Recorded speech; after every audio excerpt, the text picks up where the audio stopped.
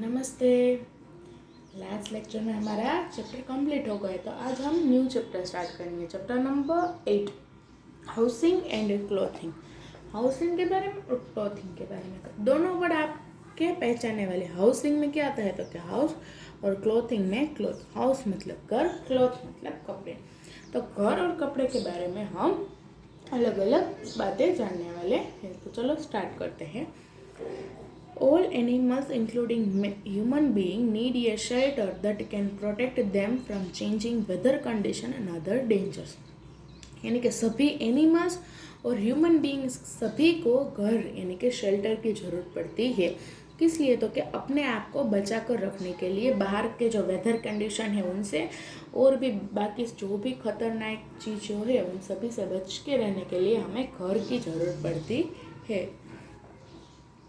Some animals live in natural habitats while others build their own houses. बहुत सारे animals nature में ऐसे ही रह लेते हैं बिना कुछ किए बिना, और दूसरे बाकी सब क्या करते हैं तो कि अपना घर खुद बनाते हैं और रहते हैं। एनिमल्स, थोड़े एनिमल्स क्या करते हैं तो कि नेचर में जो भी चीज़ें अवेलेबल है उसी में रह लेते हैं, और बाकी एनिमल्स क्या करते हैं तो कि अपने लिए अलग से घर बनाते हैं। For example, lion lives in a den while human beings build their Holmes.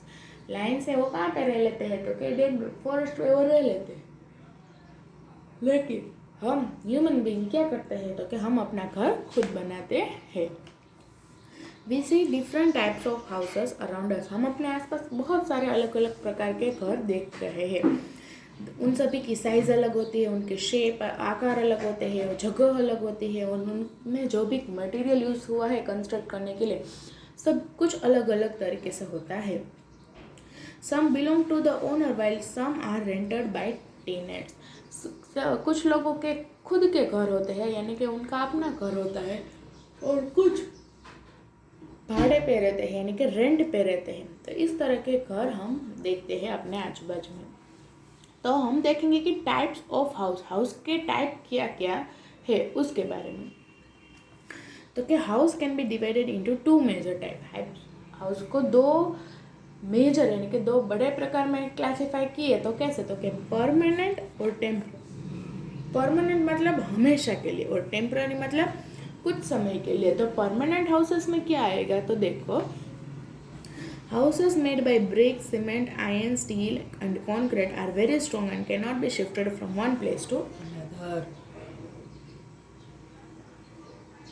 यानी कि ऐसे हाउसेस जो ब्रिक से, ईंटों से, सीमेंट से, कपची से, लोखंड से, स्टील से बनाने जाने वाले हाउस एकदम स्ट्रॉन्ग होते हैं, और वो एक जगह पे बना है तो उसे दूसरी जगह पे हम मूव कर सकते नहीं। यानी कि एक ऐसा घर हुआ कि जो हम जिस घर में रहते हैं वो घर कैसा है तो कि ईंटों से, पत्थरों से, कपची से, लोखंड से बना हुआ घर है, तो वो एक जगह से दूसरी जगह ट्रांसफ़र मूव नहीं हो सकता। तो ये किस घर में आएगा तो कि परमानेंट घर में। तो this house are called permanent house और पुक्का हाउस। यानी कि ये सब हाउस किस में आएंगे तो कि परमानेंट हाउस में। Such houses are durable as they last for a long time. ये सभी हाउस कैसे होते तो कि ड्यूरेबल, क्योंकि ये सब बहुत स्ट्रॉन्ग होते हैं और उनमें लॉन्ग टाइम तक कुछ भी नहीं होता। Pucca houses are expensive to construct because the material used in them are costly and more labor is required to construct them. ये जो पुक्का हाउस यानी कि ये जो परमानेंट हाउस होते हैं जो हम रह रहे हैं वो बहुत ही महंगा पड़ता है, क्योंकि इसके अंदर जो मटेरियल्स यूज़ करते हैं ना वो सभी कॉस्टली होती है इसलिए, और बहुत सारे मजदूरों की ज़रूरत पड़ती है इसे घर बनाने में। हम अकेले नहीं बना सकते। Permanent house are mostly found in towns and cities. Permanent house कहाँ पे पाए जाते हैं तो के टाउन्स में और सिटीज़ में। देखो ये सभी एग्जाम्पल है, single storage house, bungalow, multi storage house. Single storage house मतलब एक फैमिली के लिए बने वाले। बंगलो में क्या होता है तो कि एक फैमिली लेकिन बड़ा सा घर, और मल्टी स्टोरेज में बहुत सारे क्या होते हैं फ्लोर्स होते हैं, वो किस में आएंगे तो कि मल्टी स्टोरेज बिल्डिंग में। तो देखो permanent house can further be divided into different types like single storage, bungalow and multi storage. Permanent houses को फिर से 3 में डिवाइड किया तो अभी हमने देखा कि कौन से तो सिंगल स्टोरेज, मल्टी स्टोरेड और bungalow. A single storage house usually differs from multi storage building in the following four ways. Single storage में और मल्टी स्टोरेज में आखिर क्या क्या डिफरेंस है, तो कि नीचे दिए गए मुझे कौन से डिफरेंस होते हैं, तो चलो देखते हैं। एक तो number of floors. Single storage में कितने फ्लोर्स होते हैं, जैसे कि हमने बोला कि सिंगल स्टोरेज में एक फ्लोर्स होता है और मल्टी स्टोरेज में एक से ज़्यादा फ्लोर्स होते हैं। ये तो पहला डिफरेंस तो ये है। उसके बाद एरिया और स्पेस में, एरिया और स्पेस में देखेंगे तो जो मल्टी स्टोरेज है वो एक लिमिटेड लैंड में होता है, उसकी जगह फिक्स होती है, और सिंगल स्टोरेज के लिए कोई स्पेस की लिमिटेशन नहीं होती है। वो यहाँ पे हमें एग्जांपल में दिखाए गए हैं कि सिंगल स्टोरेज है वो हम एक के लिए बनाते हैं, हमारी जो जगह होती है उसके अनुसार हम इस तरह से कहीं पे ज़्यादा कहीं पे कम उस तरह से हम बना डालते हैं। लेकिन जो ये मल्टी स्टोरेज होता है वो एकदम परफेक्ट लिमिटेशन होता है, ऊपर से लेकर नीचे तक सभी की जगह फिक्स, एकदम एरिया उसका फिक्स होता है। तो सेकंड पॉइंट क्या है, तो कि एरिया का, स्पेस का। एक तो पहला है फ्लोर का, दूसरा है एरिया का। उसके बाद है फैमिली लिविंग्स, यानी कि फैमिली लिविंग यानी कि लोगों की कितने परिवार कितने उसमें रहते हैं, तो कि सिंगल स्टोरेज हाउस में सिर्फ एक ही फैमिली रहती है, हमें पता है, क्योंकि हम जो सिंगल स्टोरेज घर में रहते हैं तो हम अपनी एक ही फैमिली रहती है, उसमें हम एक से ज़्यादा फैमिली नहीं रहते हैं।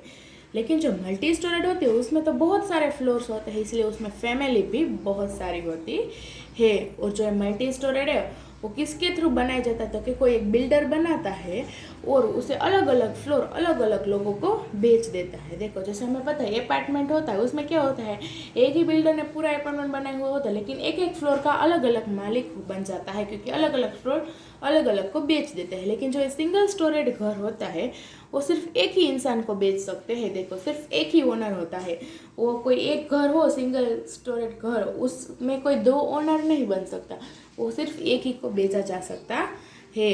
Sometimes even rented to others, और फिर उसको भाड़े पे किसी और को दे दिया जाता है, लेकिन सिर्फ किराए पे देते हैं और किसी को परमानेंटली वो घर नहीं दे देते। अगर किसी को देना है तो वापस बेच के ही देते हैं। तो एक सिंगल स्टोरेज घर है तो उसमें एक ही ओनर रहता है, मल्टी स्टोरेज में बहुत सारे ओनर रहते हैं। सिंगल स्टोरेज में फ्लोर एक ही होता है और मल्टी स्टोरेज में बहुत सारे फ्लोर्स होते हैं। सिंगल स्टोरेज की जगह फिक्स, उसमें कोई फिक्स जगह नहीं होती, और मल्टी स्टोरेज की जगह लिमिट होती है कि उसमें उतना ही उसमें आनी चाहिए। उसके बाद लास्ट पॉइंट फैसिलिटीज़। फैसिलिटीज़ में क्या है, तो क्या residents of multi storage buildings have facility with in the complex like park, swimming pool, shopping complex, recreation centre etcetera. जो मल्टी स्टोरेज घर होता है उसके अंदर उसमें क्या क्या फैसिलिटीज़ उनको मिलती है, तो क्या park, swimming pool, shopping complex, recreation centre etcetera. लेकिन on the other hand resident of single storage house have to go to the other places to enjoy this facility.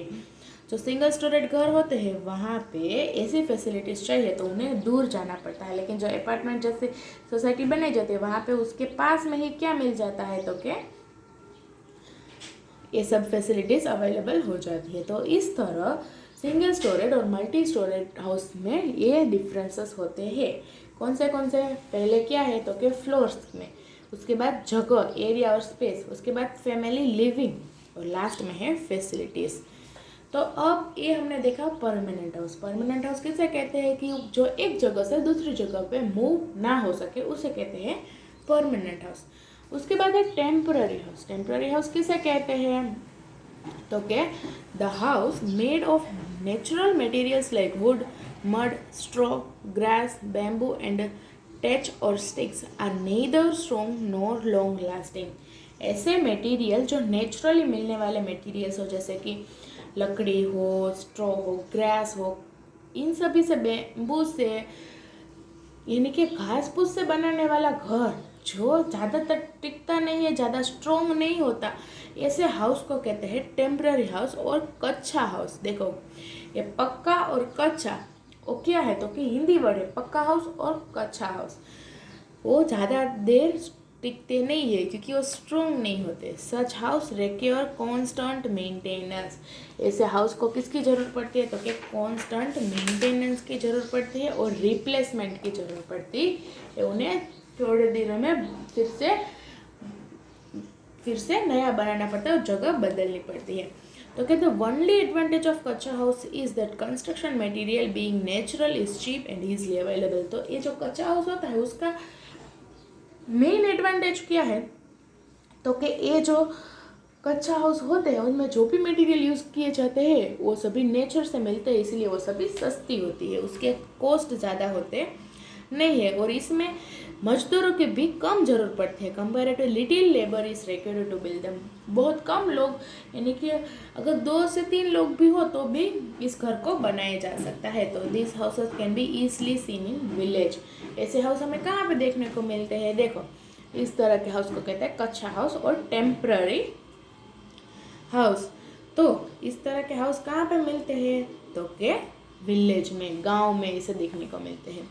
Apart from kachcha house there are some other varieties of temporary house like caravans, tent house and house boat. यानी कि कच्चा house में इस तरह के house के सिवा और भी एग्जाम्पल है, जैसे कि कैरेवान, टेंट हाउस और हाउस बोट। इस एक ऐसे हाउस है, एक ऐसे घर है, तो उसमें देखो कैरेवान में क्या होता है, तो वैन, वर्ड में ही देखो पता चल गया कि वैन, तो ऐसा घर कि जो कोई एक वैन के थ्रू हिल सकता हो, यानी कि बस में आने वाला घर, कोई गाड़ी में आने वाला घर। तो कि एक caravan is a house on wheel, यानी कि व्हील के ऊपर हुआ घर, व्हील के ऊपर खड़ा हुआ घर, उसे कहते हैं caravan. It is usually a big vehicle like where. ये जो व्हीकल होता है वो छोटा व्हीकल तो होगा नहीं, क्योंकि पूरे घर को उसके ऊपर रखना है, तो ये बड़ा व्हीकल होता है वैन की तरह। उसके अंदर सब कुछ होता है, there is everything inside this van. उसके अंदर सब कुछ होता है दैट ए पर्सन और ए फैमिली नीड्स, जो कि कोई पर्सन को और फैमिली को जितनी भी ज़रूरियात है वो सभी ज़रूरियात उस घर के अंदर होती ही है। Like bed, shelves, vessels, water etcetera. जैसे कि बेड की जरूरत है, शेल्फ्स की जरूरत, वेसल्स की जरूरत, पानी की जरूरत, सब चीज़ें जो हमें नॉर्मल घर में मिलती है वो सभी ज़रूरत इस घर में भी होती है। Gypsies and peoples who work in the circus usually lives in this house. ऐसे लोग जो सर्कस में काम करते हो और कोई ऐसे लोग जो को बार बार जगह बदलनी पड़ती है, वो एक जगह पे नहीं रह सकते, वो सब ऐसे घरों में रहते हैं ताकि जब जहाँ जाना हो तब अपने घर को अपने साथ ले जा सके। उसके बाद है टेंट हाउस। टेंट तो सभी ने देखे और शायद रहे भी हो गए, कहीं घूमने गए, अगर होटल में रूम नहीं मिला तो टेंट बना के हम रह सकते हैं। तो कि tent house is made of canvas. Tent house किससे बनता है, तो कि कैनवास से बनता है। It can be folded and carried along easily. इसको वापस फोल्ड करके हम कहीं पे भी अपने साथ ले जा सकते हैं। इस ये तो ऊपर का जो उसके लिए बड़ी सी गाड़ी की जरूरत पड़ती है, लेकिन ये तो हम अपने साथ कोई भी नॉर्मल व्हीकल में भी ले सकते हैं। Campers, nomads, soldiers and construction workers use this type of house. इस तरह के हाउस में तो क्या नॉर्मली कंस्ट्रक्शन वर्कर्स ये सभी हाउस को इस्तेमाल करते हैं, क्योंकि जो मजदूर होते हैं वो सभी जगह पे इतने इतने बड़े घर, कैरेवन जैसे घर लेके नहीं जा सकते, वो सिर्फ इस तरह के फोल्डर घर ले जाते हैं। जहाँ पे काम कर रहे होते हैं वहाँ बाजू में टेंट लगा के सो जाते हैं। सोल्जर्स, वो मिलिट्री में काम करने वाले, वो सभी भी क्या करते हैं, तो इस तरह के घरों में बनाकर रह लेते हैं। उसके बाद है हाउस बोट। हाउस बोट में क्या आता है, तो के बोट में जो घर होता है उसे कहते हैं house boat. A wooden house made on A boat is called house boat. यानी कि वुडन से बना हुआ हाउस है। अब यहाँ पे वुडन से ही बनना चाहिए घर, क्योंकि ये पानी में तैरने वाला है, अगर किसी और से बना हुआ होगा तो वो घर डूब जाएगा। तो क्या वुडन से बना हुआ घर बोट के ऊपर होता है उसे कहते हैं house boat. It can move along a river. ये रिवर में मूव करता है, नदियों में भी इसमें इसको मूव करके ले जा सकते हैं। In India houseboat are commonly found in Kashmir and Kerala. इस तरह के बोट इंडिया में कहाँ पे पाए जाते हैं, तो कश्मीर में और केरला में। They have many rooms with all facilities. इस हाउस बोट में भी बहुत सारे रूम्स होते हैं और बहुत सारी फैसिलिटीज़ भी अवेलेबल होती है। तो कितने टाइप्स देखे हमने घर के, स्पेशल 2 टाइप्स, एक तो टेम्पररी और परमानेंट। परमानेंट हाउस में क्या होता है, तो कि घर एक जगह से दूसरी जगह पे मूव नहीं कर सकता, लेकिन टेम्पररी में कर सकता है। उसके बाद टेम्पररी के एग्जांपल देखे और परमानेंट के भी देखे। उसके बाद है स्पेशल हाउस। यानी कि जो स्पेशल हाउस होता है, यानी कि ऐसा खास घर कौन सा होता है, कौन सा घर इतना स्पेशल होता है? तो कि igloos. Igloos are snow house or built of snow. ये जो इग्लू हाउस है वो किससे बना होता है? तो कि स्नो से बना हुआ होता है, इसलिए ये स्पेशल है। They have round and dome shaped roof. इसका ऊपर की छत देखो कैसी है? तो कि राउंड इसकी छत होती है। Usually Eskimos lives in igloos. इसमें कौन रहते हैं? तो कि एस्किमोस इस तरह के घर में रहते हैं। Eskimos are found igloos are found in cold countries. इस तरह का घर, अब आप सोचो कि ये स्नो से है, बर्फ से बना हुआ घर है, तो ऑब्वियसली ये कैसी जगह पे होगा? तो कि कोल्ड कंट्री में होगा। अब हमारे जैसे इंडिया में रहेगा, इंडिया में ऐसा घर होगा तो वो तो पिघल जाएगा। तो इस तरह के घर कहाँ पे पाए जाते हैं? तो कि कोल्ड कंट्रीज में। उसके बाद एक और स्पेशल घर में कौन सा आता है? तो कि स्टिल्ट। स्टिल्ट घर में देखो नीचे क्या, नीचे देखो आप किस तरह से है? तो कि एकदम स्पेशल तरीके से लकड़ी के ऊपर खड़ा हुआ पूरा का पूरा घर है। तो कि a house made on long pieces of would और मेटल इज कॉल्ड स्टिल्ट। यानी कि लकड़ी की बड़ी बड़ी पीसेस अथवा तो मेटल की बड़ी बड़ी पीसेस के ऊपर खड़े रहने वाला घर उसे कहते हैं stilt house. Such houses are built in where flood is common and the ground is wet on very soft. इस तरह के घर कहाँ पे बनाए जाते हैं? जहाँ पे ज़्यादातर फ्लड आ जाते हैं और नीचे का एकदम गीला ही रहता है, नीचे का फ्लोर। ऐसी जगहों पे इस तरह से घर बनाते हैं ताकि घर को कोई नुकसान ना हो और पानी घर के अंदर ना आ जाए। Water can not enter or wash away this house as they are high above the ground. इस तरह के घर को पानी का पूर भी बहा नहीं सकता। क्यों? क्योंकि ये घर जमीन से ज़्यादा ऊपर होता है, इसलिए। People living in hilly areas and coastal areas build houses with sloping roofs so that snow or water can slide down easily. Most houses in hilly areas have means to keep them warm like fireplaces. यानी कि ऐसे लोग जो पहाड़ों में रहते हैं, पहाड़ी विस्तार में रहते हैं, वो इस तरह के घर बनाते हैं। और इस तरह के जो घर होते हैं वो क्या करते हैं? तो कि hilly areas have means to keep them warm like fireplaces. वो अपने आप को क्या करके रखते हैं? तो कि वार्म करके रखते हैं। अब नीचे से पूरा क्या होता रहेगा? यहाँ से पानी आता रहेगा तो ज़्यादा थोड़ी नीचे से पानी आ रहा है तो पूरा का पूरा घर क्या होता जाए? तो कि भीगता रहेगा, गीला हो जाएगा। तो अपने आप को थोड़ा वार्म रखने के लिए भी ये पीपल इस्तेमाल करते हैं। उसके बाद लास्ट टॉपिक है आज का लेक्चर का, तो कि गुड हाउस। कोई भी घर को गुड केस कब बोला जाता है? तो कि whether a house is a big or small, single storied or multi storied, it must have the following things to be a good comfortable house.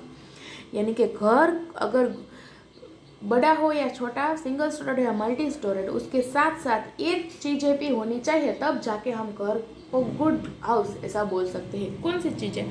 तो कि it should be well ventilated to receive plenty of sunlight and fresh air. यानी कि घर में ऐसी सुविधाएं होनी चाहिए जिसके अंदर सनलाइट एंटर हो सके, उस तरह से घर बनाया जाना चाहिए। उसके अंदर खिड़की ये सब रखना चाहिए।